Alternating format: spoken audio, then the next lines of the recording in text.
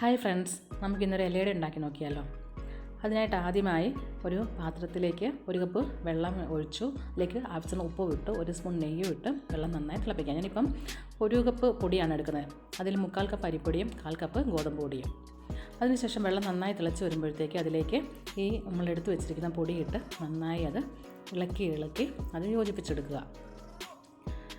ഇനിയിപ്പം നമ്മൾ gas stove off ചെയ്തേ. ഇനിയിപ്പോൾ അത് പെതുക്കി അത് ഇളക്കി വെക്കാം. ഇതിനിപ്പോൾ ഒന്ന് ആറാൻ വെക്കുക.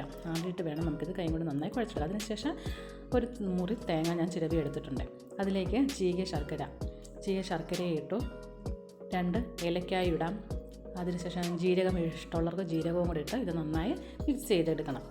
ഇത് നമ്മൾ കൈ കൊണ്ട് തന്നെ നന്നായി ശർക്കരയൊക്കെ ഒന്ന് പൊടിച്ച് ഒന്ന് മിക്സ് ചെയ്തെടുത്ത് നല്ലൊരു തേങ്ങയും ശർക്കരയും കൂടി നല്ല മിക്സാക്കി എടുക്കുക. അതിനുശേഷം ഈ നമ്മൾ കുഴച്ച് വെച്ചിരിക്കുന്ന മാവുണ്ടല്ലോ, അത് കൈ കൊണ്ട് തന്നെ നന്നായി അത് കുഴച്ചെടുക്കുക. അപ്പോൾ അതേ മാവൊക്കെ നല്ല സോഫ്റ്റായിട്ട് വന്നിട്ടുണ്ട്.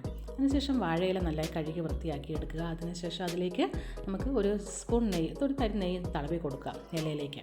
അതിനുശേഷം കുറച്ച് മാവ് എടുത്ത് വെക്കുക. കൈ ഒന്ന് നനയ്ക്കുക. കൈ കൊണ്ട് തന്നെ നമുക്കിത് പരത്തിയെടുക്കാം.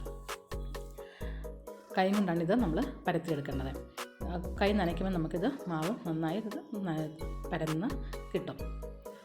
അതിനുശേഷം നമ്മൾ ഈ മിക്സ് ചെയ്ത് വെച്ചിരിക്കുന്ന തേങ്ങായും ശർക്കരയും ഇതിൻ്റെ 3/4 ഭാഗത്തോളം അതങ്ങ് നിറച്ച് എടുക്കുക. ഒരു 3/4 ഭാഗത്തോളം നമുക്കിത് പരത്തി ഇത് നിരത്തി നമുക്കിത് എടുക്കാം. അതിനുശേഷം ഈ ഇല മടക്കുക, നടുക്ക് വെച്ചത് മടക്കി വയ്ക്കുക. ഇതിന് നമുക്ക് ആവിയിൽ വേവിച്ചാണ് എടുക്കുന്നത്. അതിന് വേണ്ടിയിട്ട് അപ്പച്ചെമ്പ് നമ്മൾ അടുപ്പത്ത് വെച്ചു. ആവശ്യത്തിന് വെള്ളം ഒഴിച്ചു. അതിനുശേഷം ഇഡലിത്തട്ട് നമ്മൾ വെച്ചു.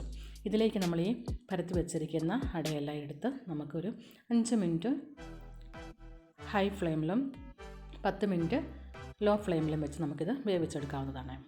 ഇപ്പോൾ 15 മിനിറ്റ് ആയിട്ടുണ്ട് ടോട്ടൽ. നമുക്കിനി ഇതൊന്ന് തുറന്ന് നോക്കിയാലോ. ഇലയുടെ നമുക്ക് തുറന്ന് നോക്കി ആയോ. അതുകൊണ്ട് ഇപ്പം നന്നായിട്ട് വെന്ത് വന്നിട്ടുണ്ട്. ഇലയുടെ നമുക്ക് റെഡി ആയിട്ടുണ്ട്. അതുകൊണ്ട് ഓരോന്നോരോന്ന് എത്ര നെയ്യ് തടവിയാൽ ഇതുപോലെ ഇലയിൽ ഒട്ടി പിടിക്കത്തില്ല. എല്ലാവരും ഒന്ന് ട്രൈ ചെയ്യണേ. Thank you.